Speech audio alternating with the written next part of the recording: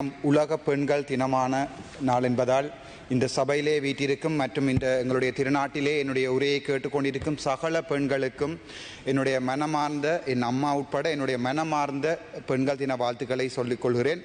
சிறை காக்கும் காப்பு எவன் செய்யும் மகளிர் நிறை காக்கும் காப்பே தலை. திருக்குறள் 57.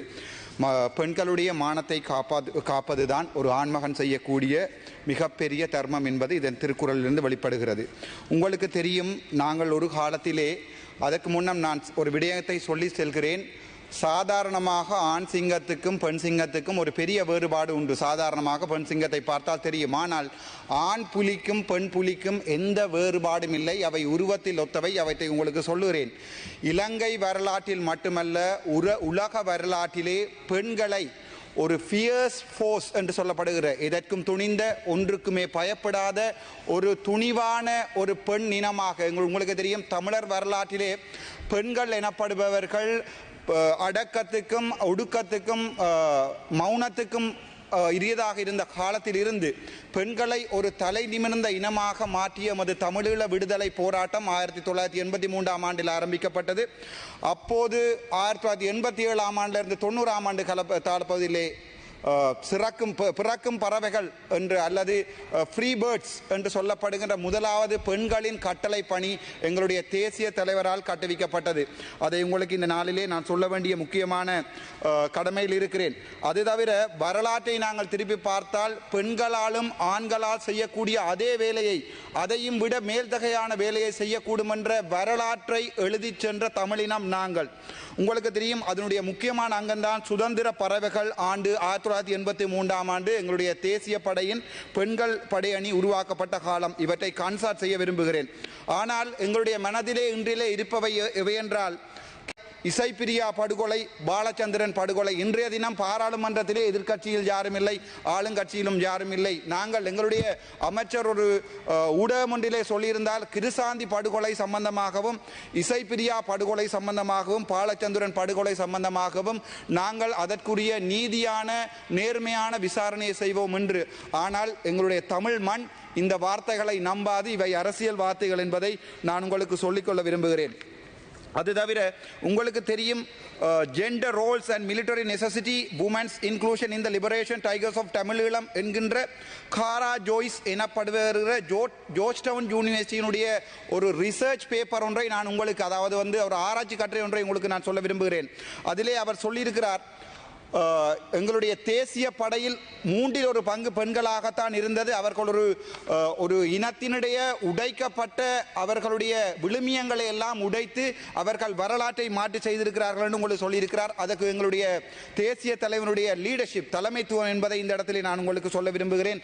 இலங்கையில் அல்ல, உலகத்திலே பயமில்லாத ஒரு பெண்கள் படையை கட்டி எழுப்பிய தமிழினம் என்பதிலே நான் பெருமைப்படுகிறேன். அதை உங்களுக்கு நான் சொல்ல விரும்புகிறேன்.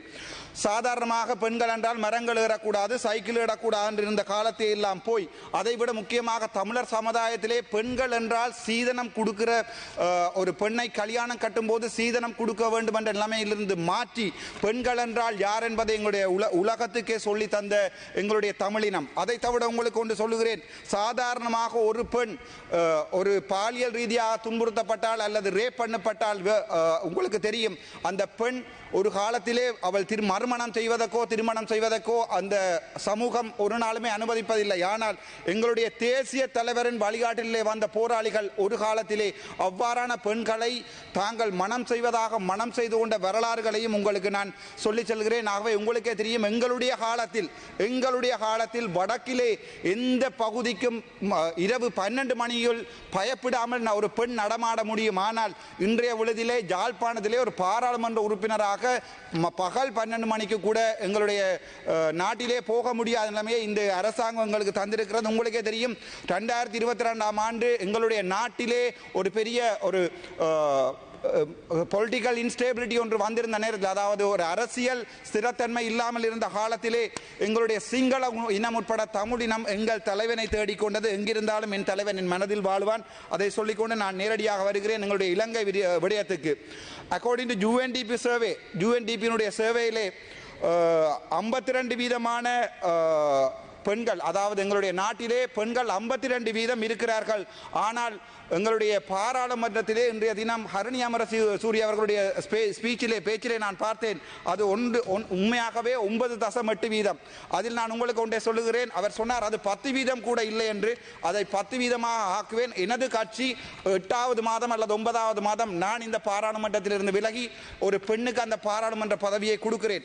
அதை விட ஒன்றை சொல்லுகிறேன். நான் நினைக்கிறேன் ஹரணி அமரசூரிய அவர்களுக்கு தங்களுடைய அமைச்சரையோ அல்லது யாழ்ப்பாணத்திலிருந்து எங்களுடைய மக்கள் தேர்வு செய்த சில பாராளுமன்ற உறுப்பினர்களையோ ஞாபகம் இல்லை போல் இருக்கிறது. அவர்களையும் எண்ணி பார்த்தால் 10% தாண்டும் என்பதை மனசுடன் நான் உங்களுக்கு தெரிவிக்க விரும்புகின்றேன். அது தவிர பார்ப்போம், பெண்கள் என்று சொன்னால் எங்களுக்கு ஞாபகம் வருவது தாதியர்கள், நர்சஸ். இந்த முறை பாராளுமன்றத்திலே உங்களுக்கு தெரியும் மிகப்பெரிய விவாதம் நடந்தது. சுகாதாரத்துறையிலே ஏற்படுத்தப்பட்ட பெண்களுக்கான சம்பள உயர்வு தொடர்பான பிரச்சனை. சாதாரணமாக ஒரு வீட்டிலே ஆண் அல்லது பெண் நர்ஸாக இருப்பதாக இருந்தால் உங்களுக்கு தெரியும் அவர்களுடைய வேலை நேரம் காலை 7 மணியிலிருந்து 1 மணி வரையுமானது, 1 மணியிலிருந்து 7 மணி வரையுமானது, 7 மணியிலிருந்து அடுத்த நாள் காலமே 7 மணி வரையானது. அதான் அவர்களுடைய டியூட்டி ஷிப்ட். உங்களுக்கு தெரியும் யாழ்ப்பாணத்திலே யாழ் போதனா வைத்தியசாலையை எடுத்துக்கொண்டால் அங்கே 1990களில் செய்யப்பட்ட ஹார்ட் ரிவிஷன் தான் பெண்களுக்காக இருக்கிறது. எத்தனையோ நியூ யூனிட்கள் கட்டப்பட்டிருக்கிறது, புதிய தொகுதிகள் ஏற்படுத்தப்பட்டிருக்கிறது, புதிய கட்டிடங்கள் கட்டப்பட்டிருக்கிறது. ஆனால் ஆளணி பற்றாக்குறையை பொறுத்த வரைக்கும் யாழ்ப்பாணத்தை முற்றமாகவே நாங்கள் மறந்திருக்கிறோம். அவர்கள் இருப்பதற்கு குவார்ட்டர்ஸ் இல்லை. ஒரு விடயத்தை நான் சிங்களத்தில் சொல்ல விரும்புகிறேன். அப்பே ஜஃப்னா டீச்சிங் ஹாஸ்பிட்டலுக்கு 250 නර්සින් ස්ටාෆ්ලා ඉන්නේ සිංගල ළමයි.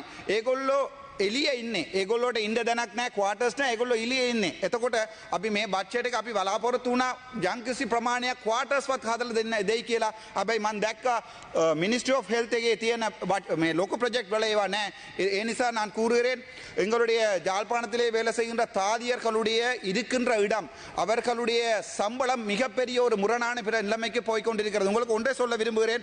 மருத்துவத்துறையாக இருக்கட்டும், தாதிய துறையாக இருக்கட்டும், அவர்களுடைய சம்பளம் என்பது அவர்களுடைய வாழ்வாதாரம் மட்டுமில்லை, அவருடைய மானம் போன்றது. ஒரு வைத்தியருடைய சம்பளத்தை ஓடி என்பதை 80ஆல் பிரிப்பதை நீங்கள் 120ஆல் பிரித்திருக்கிறது என்பது எங்களுடைய பிரெஸ்டீஜ். அதாவது எங்களுடைய வைத்தியர்களுடைய மான பிரச்சனை. மற்றும் ஒரு வைத்தியரால் வாழ முடியாது என்று இல்லை, அவர்களால் எந்த நாட்டிலுமே போய் வாழ முடியும். அதே நேரம் அங்கே யாழ்ப்பாணம் வைத்தியசாலையிலே பெண்களுக்கான ஒரு நிரந்தரமான குவார்ட்டர்ஸ் இல்லை.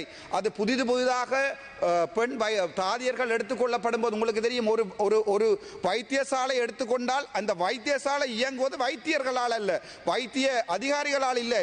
அந்த வைத்தியசாலை இயங்குவது வைத்திய தாதியர்களால். அவர்கள் தான் 24 மணித்தியாலவும் அங்கே நிற்கிறார்கள். அதை விட ஒன்று சொல்லுகிறேன், நாங்கள் இன்டர்ன் எனப்படுகின்ற உலக பயிற்சிகளுக்கு போகும்போது எங்களுக்கு சொல்லி தருவது வைத்திய தாதிகள். உங்களுக்கு தெரியும் சில மருந்துகளோட டோஸ் எங்களுக்கு பாடம் இருக்காது.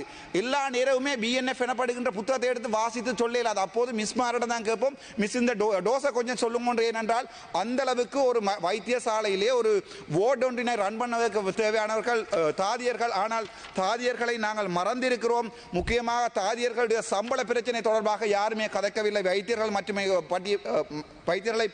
பற்றி மட்டுமே கதைத்தார்கள். இன்றைய தினத்திலே தாதியர்களை சம்பந்தமாக நான் கதைப்பதற்கு முக்கியமாக நான் சந்தோஷப்படுகிறேன். அது தவிர உங்களுக்கே தெரியும், பெண்களுக்கும் சிறுவர்களுக்குமான ஆன்லைன் சேஃப்டி என்பது இலங்கையிலே இல்லை. சாதாரணமாக ஒரு போலீஸ் நிலையத்திலே ஒரு பெண்ணோ ஒரு சிறுவரோ போய் முறையிடும் நிலை வடக்கு கிழக்கிலே மிகவும் கேவலமானதாக இருக்கிறது. உங்களுக்கே தெரியும், இப்போது ஒரு கலாச்சாரம் இருக்கிறது, யூடியூப் கலாச்சாரம். அதிலே மிகவும் பிரபல்யமான இருவர் வடக்கிலே இருக்கிறார்கள். ஒருவர் தான் எஸ்கே கிருஷ்ணா. அவர் ஆரென்றால் எங்களுடைய என்பிபி ஆண்டினால் யாழ்ப்பாணத்திலே எங்களுடைய தேசிய தினத்தை கொண்டாடுவதற்காக களமிறக்கப்பட்டவர் தான் இந்த எஸ்கே கிருஷ்ணா. அவர் இரவு வேளைகளிலே பெண்களுடைய வீடுகளிலே போய் ஒரு பெண் குழந்தை மாட்டேன் வெளியே வர மாட்டேன் என்று சொன்னபோது கூட, அப்போது உங்களுக்கு காதலன் இருக்கிறார்களா, உங்களுக்கு முகத்தை காட்ட வெக்கமில்லைன்னா நீங்க ஐஸ்வர்யா ராயா என்று கேட்டு அந்த வீட்டுக்குள் அவருடைய அறைக்குள் பூந்து வீடியோ எடுத்து அதை யூடியூப்ல டிக்டாக் போட்டுக்கிறார். இந்த நபர் என்பிபியினுடைய பிரச்சார பீரங்கி. அது ஒரு கேவலமான விடயம். அதை உங்களுக்கு நான் சொல்லுகிறேன். கூறுகிறேன். இரண்டாவது தான் DK கார்த்திக். உங்களோட கிளீன் ஸ்ரீலங்கா என்று சொல்லப்படுகின்ற வடக்கினுடைய திட்டத்தை மிகவும் பிரபலமாக கொண்டு செல்வது இந்த DK கார்த்திக். இவர் சம்பந்தமான மிகப்பெரிய ஊழல்கள் வந்திருக்கிறது. ஆனால் எங்களுடைய அமைச்சர் அது சம்பந்தமாக நான் எழுத்திலே தருகிறேன், நீங்கள் அது சம்பந்தமான நடவடிக்கை எடுத்துக் கொள்ளுங்கள். ஏனென்றால் வடக்கு கிழக்கு போரால் பாதிக்கப்பட்ட பிரதேசம், அங்கே ஏழ்மையான குடும்பங்கள் எவ்வளவு இருக்கிறது. இன்றைய தினம் முல்லைத்தீவை எடுத்து பார்த்தீர்கள் என்றால் வட்டுவாகல் பாலத்திலேயோ எத்தனையோ ஆயிரம் பெண்கள். எங்களை பொறுத்த வரைக்கும் தெரியும், பெண்கள் என்று நாங்கள் கதைக்கும் போது இந்த நாட்டிலே யார் ஞாபகம் வருகிறார்கள் என்றால் வடக்கில் கிழக்கில் பிறந்த பெண்களும் எங்கள் தேயிலை கொழுந்து பறிக்கும் எங்கள் தெய்வங்களும். ஆனால் நாங்கள் இதுவரைக்குமே நான் அது சம்பந்தமாக கதைக்கிறேன். இதுவரைக்கும் வடக்கு கிழக்கில் உள்ள பெண் தலைமைத்துவ குடும்பங்கள் சம்பந்தமாக எந்த நடவடிக்கையும் எடுத்ததில்லை. எங்களுடைய அம்மணி அமைச்சர் அவர்கள் இருக்கிறார். நீங்களும் ஒரு பெண், தயவு செய்து நீங்கள் முக்கியமாக பார்க்க வேண்டும். அந்த SK கிருஷ்ணா DK கார்த்திக் சம்பந்தமான முழு முறைப்பாடுகளை உங்களுக்கு நான் எழுத்தில் தருகிறேன். தயவு செய்து அது முக்கியமானது. ஏனென்றால் எத்தனையோ பெண்கள் வாழ்வாதாரம் இல்லாமல் நேரும் போது இவர்கள் வீடுகளில் போய் அவர்களுடைய வீடியோவை எடுத்து யூடியூபில் போட்டு புலம்பெயர் நாட்டு மக்களிடம் காசுகளை வேண்டி இவர்கள் வீடு கட்டிக் கொள்கிறார்கள். அங்கே அவர்கள் எக்ஸ்ப்ளாய்ட் பண்ணப்படுகிறார்கள். அது சம்பந்தமான முறைப்பாடுகளை தங்களிடம் எழுத்தில் தருகிறேன். சரி, நேரடியாக பார்ப்போம். தங்களுடைய அமைச்சு சம்பந்தமாக ஒரு சில குறைகளை உங்களை சுட்டுக்காட்ட விரும்புகிறேன். உங்களுடைய மினிஸ்ட்ரிக்கு ஒதுக்கப்பட்டிருக்கிறது மொத்தமாக 14,526 மில்லியன் அல்லது 14 பில்லியன். ஆனால் வளமையாக 2023ஆம் ஆண்டு பெண்கள் சிறுவர்களுக்கான மினிஸ்ட்ரிக்கு 42 பில்லியன். இந்த முறை உங்களுக்கு 14 பில்லியன் தான் தரப்பட்டிருக்கிறது. ஆனால் 2023ஆம் ஆண்டு 42 பில்லியன் வழங்கப்பட்டிருக்கிறது. ஆகவே உங்களுக்கு ஒதுக்கப்பட்ட நிதி போதாது. ஆனால் அதே நேரம் பார்த்தீங்கன்னா தெரியும், அந்த நிதியிலே ஒதுக்கப்பட்ட நிதியிலே உங்களுடைய மினிஸ்ட்ரி செலவுகளுக்காக 2025ஆம் ஆண்டு எடுக்கப்பட்டது 2023ஆம் ஆண்டு எடுக்கப்பட்டது 0.14. 2024 உங்களுடைய மொத்த செலவீதத்தில் மினிஸ்ட்ரிக்கு எடுக்கப்பட்டது 0.43. ஆனால் நீங்கள் இந்த வருடம் உங்களுடைய மினிஸ்ட்ரிக்கு 0.6 எடுத்திருக்கிறீர்கள். அந்த எடுக்கப்பட்ட பணத்தில் தயவு செய்து வடக்கு கிழக்குக்கும் மற்றும் எங்கள் கொழுந்து வரைக்கும் உங்கள் சமூகம் சம்பந்தமான பெண்களுக்கும் ஏதாவது ஒரு விடயத்தை செய்யுமாறு ஆழமான அன்புடன் வேண்டிக் கொள்கிறேன். அடுத்ததாக பார்ப்போம், உங்களுடைய எக்ஸ்பெண்டிச்சரை பற்றி பார்ப்போம். உங்களுடைய உமன் அஃபேர்ஸ் எக்ஸ்பெண்டிச்சரை பார்த்தால் 2025ஆம் ஆண்டு 2023ஆம் ஆண்டுடன் ஒப்பிடும்போது 2024ஆம் ஆண்டு உங்களுக்கு அனுமதிக்கப்பட்ட நிதி பயங்கர குறைவாக இருக்கிறது. நீங்கள் அதை கேபினெட்டில் கதைத்து எடுத்திருக்கணும். ஏனென்றால் பெண்கள் மற்றும் சிறுவர்கள் சம்பந்தமான வளர்ச்சி என்பது மிகவும் முக்கியமாக அமைகிறது இந்த நாட்டில். சரி, அது தவிர இந்த நாட்டிலே முக்கியமாக ஒன்றை கதைக்கவும் ஃபைசர் முஸ்தபா அவர்கள் கூட கதைத்து விட்டு சென்றிருந்தார்கள். முஸ்லீம் சமூகம், உங்களுக்கே தெரியும், முஸ்லீம் சமூகம் என்றது ஒரு வித்தியாசமான, அவர்கள் தங்களுக்கே நிறைவான, தங்களுக்கே சார்பான ஒரு தனித்துவமான கலாச்சாரத்தை கொண்ட சமூகம். நாங்கள் இந்துக்களாகவும் தமிழர்களாக இருந்தும் முஸ்லீம்களுடன் ஒப்பிட முடியாது. அதே நேரம் சிங்களவர்களாக இருந்தாலும் முஸ்லீம்களுடன் ஒப்பிடாது. அவர்களுடைய கலாச்சாரம், அவர்களுடைய மொழி, அவர்களுடைய நடை என்பது 100% தனித்துவமானது. ஆனால் உங்களுடைய அரசாங்கத்திலே இன்று வரைக்கும் எந்த முஸ்லீம் அமைச்சருக்கும் நீங்கள் இடம் கொடுக்கவில்லை. இது மிகவும் கவலைக்குரிய விடயம். அது தவிர கிளீன் ஸ்ரீலங்கா என்று சொல்லப்படுகின்ற அந்த திட்டத்திலே எந்த தமிழனும் எந்த முஸ்லீமும் இதுவரைக்கும் நீங்கள் உள்ளடக்கவில்லை. இதை எது சொல்லுகிறது என்றால், அந்த ஓநாயை பார்த்து, அதாவது நனைகிற ஆட்டை பார்த்து ஓநாய் அழுதது போல் எங்களை பார்த்தும் அதே நேரம் கிழக்கும் வடக்கிலும் மற்றும் புத்தளத்தில் இருக்கிற முஸ்லிம்களை பற்றியும் இந்த அரசாங்கம் அழுகிறது.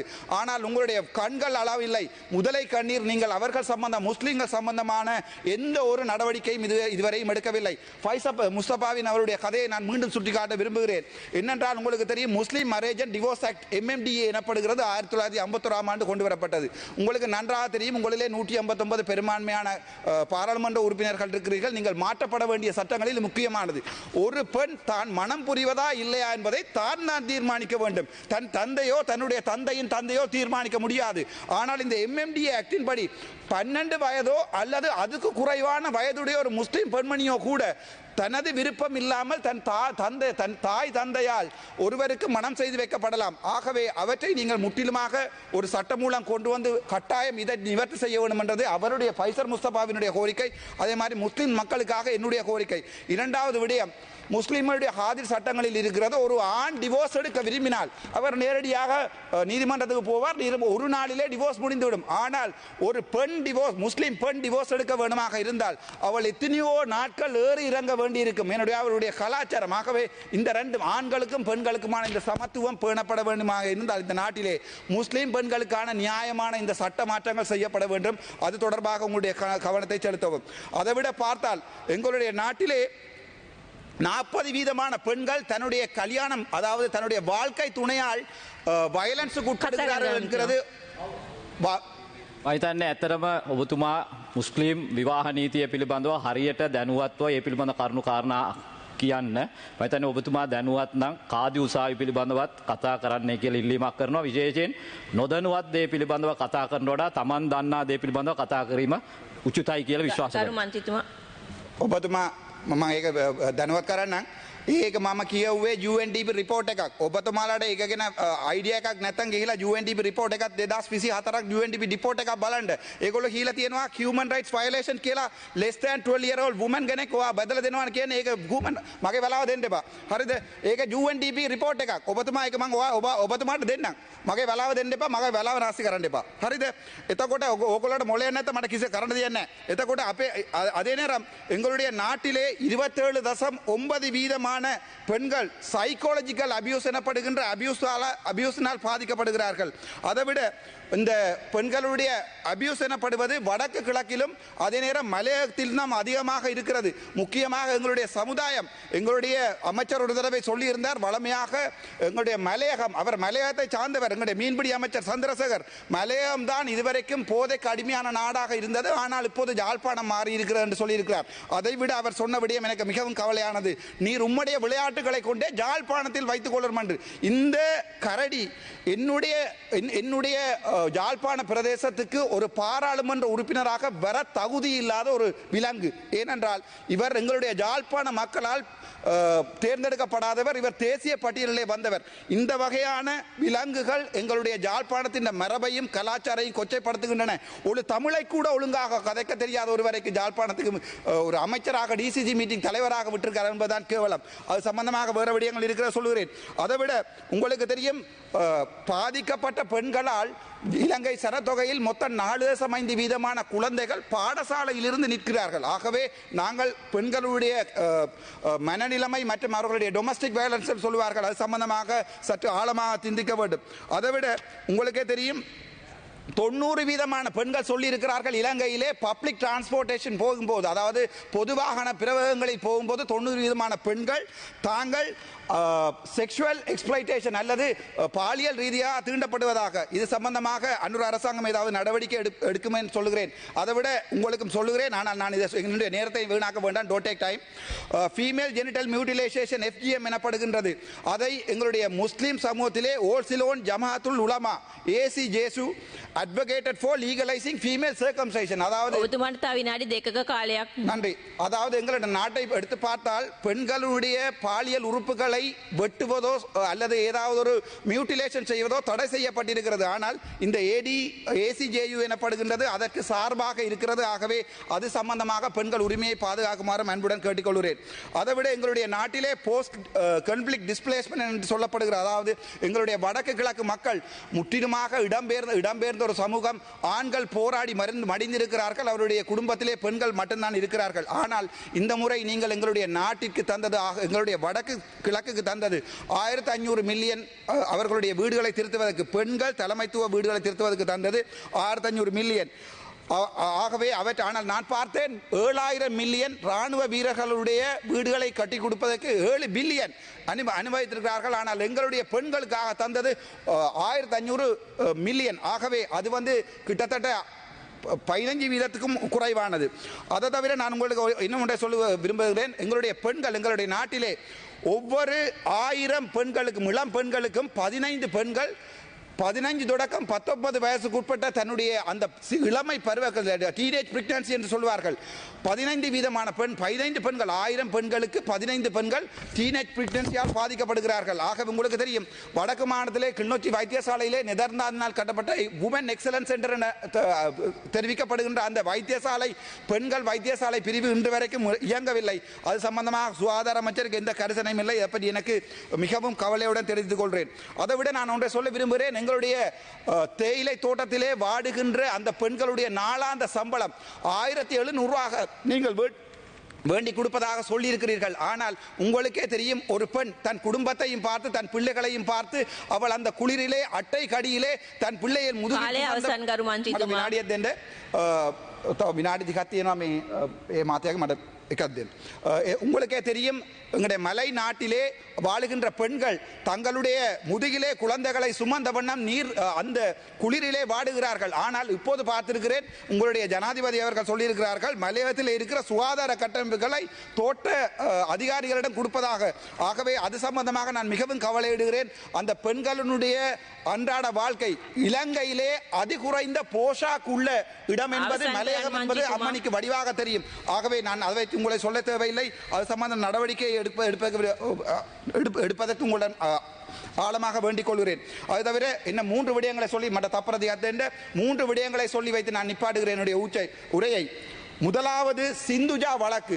சிந்துஜா எனப்படுகின்ற பெண்மணி மன்னாரிலே தன் பிள்ளைக்கு பால் கொடுத்து கொண்டிருக்கும் போது வைத்தியசாலையிலே வைத்தியர்களுடைய புறக்கணிப்பால் பால் கொடுத்தபடி ரத்தத்தில் விழுந்து செத்தவள். அவளை பார்க்க போட எனக்கு தான் 5 நாட்கள் சிறை இருக்கிறது. ஆனால் அந்த சிந்துஜாவுக்கான நீதி இதுவரை கொடுக்கவில்லை. 2வது பெண்கள் குழந்தைகளை பற்றி கதைக்கிறோம். வைஷாலி எனப்படுகின்ற வைஷாலி எனப்படுகின்ற பெண்ணினுடைய கையை இவ்வளவோடு வெட்டி இருக்கிறோம். அவளுக்குரிய மெடிக்கல் நெக்லிஜென்ஸ்க்கு இன்று வரைக்கும் அந்த வழக்குகள் ஈடுபடவில்லை. சம்பந்தப்பட்ட வைத்திய அதிகாரிகள் தாண்டி படிக்கவில்லை. அதை விட எத்தனையோ சிசு கொலை வழக்குகள் யாழ்ப்பாணத்திலே நடந்திருக்கிறது. இதை தவிர இந்த மேஜர் பப்ளிக் இன்வெஸ்ட்மெண்ட் என்ற புத்தகத்திலே எவ்வளவோ கோளாறுகள் இருக்கிறது. முஸ்லீம் சமூகத்துக்கு ஏதாவது இருக்கிறதா என்று தேடி பார்த்தேன். வீதத்தை சொல்லுவோம் என்று ஒன்றுமே இல்லை. வடக்கு கிழக்கு சொல்வதற்கு எவ்வளவோ இருக்கிறது எழுதி கொண்டு வந்தேன். ஆனால் நேரம் இல்லை. என்ன என்றால், நீங்கள் உள்ளூராட்சி சபை தேர்தலுக்காகவும் அதே நேரம் எங்களுடைய மாகாண சபை தேர்தலுக்கான சின்ன பொய்கள் என்னிடம் தாராளமாக விகிதாத அடிப்படையில் நான் சொல்ல முடியும். ஆகவே தயவு செய்து இந்த வகையான வேலைகளை செய்யாமல் வடக்கு கிழக்கு மக்களையும் சற்று நீங்கள் பார்க்குமாறு அன்புடன் கேட்டுக்கொள்கிறேன். நன்றி, வணக்கம்.